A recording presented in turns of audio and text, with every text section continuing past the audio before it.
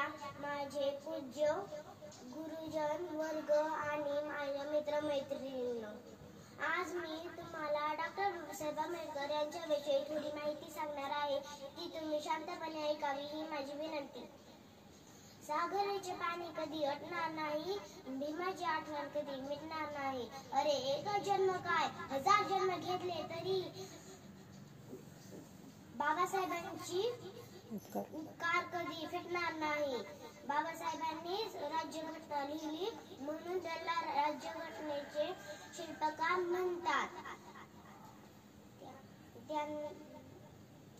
ज्यांना भारतात पुस्तके वाचू देत नाही त्यांनी असे पुस्तक लिहिले ज्यावर आज भारत देश चालतोय. अशा या थोर महामानवास माझे विनम्र अभिवादन.